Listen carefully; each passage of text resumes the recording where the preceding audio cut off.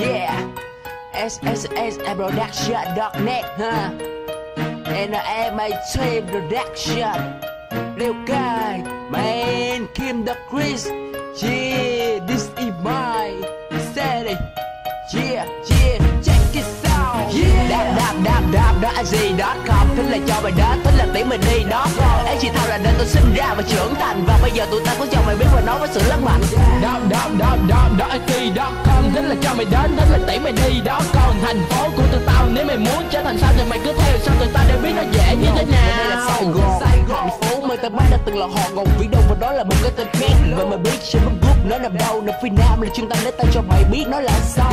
Ở đây có đầy đủ cả loại thành phần, vì khi Việt Nam giải phóng mong muốn tháng 4 ai cũng nhanh chân. Đó là một màn trình diễn của đất Sài Gòn. Khi được hỏi cùng mà anh chơi thấy sẽ thành ai vượt nổi. Đây bây giờ đây xì gà, đây thì massage hơn, đây vết bar, đây chinh vác bây giờ là hát ca. Sẽ là đau hút cần xa, đêm đi bão để tỏa sáng. Khi bị bắt để thoát ra liền rút dao gì ta dám đây. Đó là một mặt của tụi tao khi đèn buông xuống. SG Underground được tham gia ai mà không muốn. Được các bạn trẻ của đất Sài Gòn hay dùng với cách để mà thể hiện. Còn nếu bị bắt mà không thể trốn thì cũng đừng khai những thế gì. Nên tôi sinh là Sài Gòn và nên tôi ở là Sài Gòn. Nên tôi biết rap là ở Sài Gòn và tôi cũng đang rap tại Sài Gòn. SG put your hands up man, keep it up. Đến Sài Gòn là đi lên. Và nên tôi sinh là Sóc Trăng và nên tôi ở là Sóc Trăng. Cái bên ly cay cái nên tôi rap là xứ tao biết của Sóc Trăng. Nhưng có một điều tao muốn mày biết, tụi tao là hoàn toàn giống nhau. Nếu mà không tin tụi mày cứ việc lượn qua thành phố của tụi để tôi kể cho mày nghe thành phố của tao nó ra sao. Không phải là nơi để bay làm màu, tao đã từng thấy người ăn dao. Sóc Trăng cái nên tao sống mày cứ chấm hỏi nó thế nào. Nếu mà tụi mày muốn biết thì cứ lên xe với tụi tao. Đá chổi mở khóa anh em tụi mình bắt đầu lượn. Mấy em lo chơi xì tin ở phía đằng sau bắt đầu ngựa. Nếu mà tụi em thấy thích thì cứ theo chơi với tụi anh. Còn mắt 50 thì cứ ở sau vì tụi anh chạy rất là nhanh. Nơi đây tao nói trước rất ưa chuộng cái giang hồ. Hãy mà nhìn mặt thấy ghét là lấy lá gan ra soi đồ. Hút cỏ đập đá nơi đây chỉ thật sự thịnh hành. Mấy anh đi chơi loại giấy vẫn đang kiếm nỏ về để tập tành. Dân chơi hàng xe tụi mày chỉ giỏi được cái miệng. Đua đầu có phép thêm vài năm nữa là tụi mày biết liền. Cái nơi mày đứng cuối cùng với là ngày sau với ngày sau. Và cái nơi mày đang sống với là hình tao với hình tao. Nên tôi sinh là Sài Gòn và nên tôi ở là Sài Gòn. Nên tao biết rap là ở Sài Gòn và tao cũng đang rap tại Sài Gòn. SG